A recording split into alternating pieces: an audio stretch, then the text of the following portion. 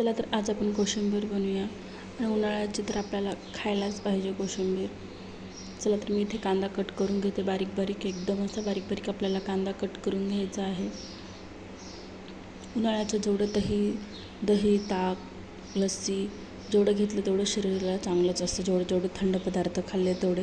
चला तर आज आपण तर कोशिंबीर बनवूया. मी इथे कांदा कट करून घेतलेला आहे, पाण्यामध्ये टाकून दिलेला आहे. आता आपण काकडी कट करू बारीक बारीक. आपल्याला काकडी कट करून घ्यायची आहे बारीक बारीक. जेवढी बारीक होईल तेवढं कोशिंबीरला छान लागते. पत्ताकोबी कट करून घेऊ आपण. जाडसर पत्ताकोबीमध्ये जे पानं असतात ते आपल्याला असे काढून घ्यायचे, त्याचे देठ असल्यासारखं असतं ते. एकदम अशा पतल्या पत्ताकोबी कट करून घ्यायची आहे.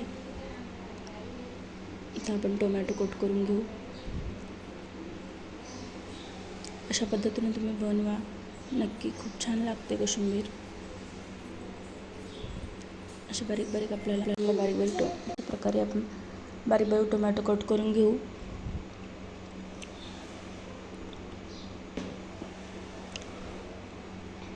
सगळं आता आपण एकाच जागी करू.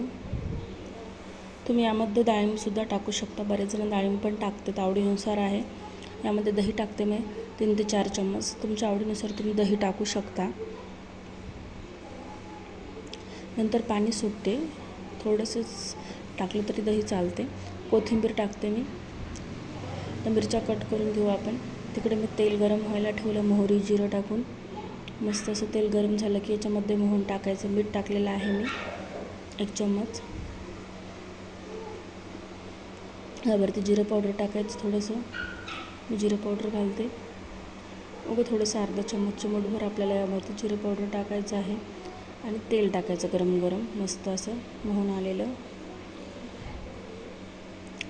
व्हिडिओ आवडला असेल लाईक शेअर करा, सबस्क्राईब करा चॅनलला. तुम्हाला असेच नवीन नवीन रेसिपी बघायला मिळतील. बघा किती छान आपली कोशिंबीर झटपट अशी तयार झालेली आहे, जास्त वेळही नाही लागला.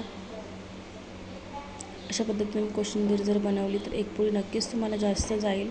किती छान अशी झालेली आहे बघा. चला पुढच्या रेसिपीमध्ये भेटू. बाय.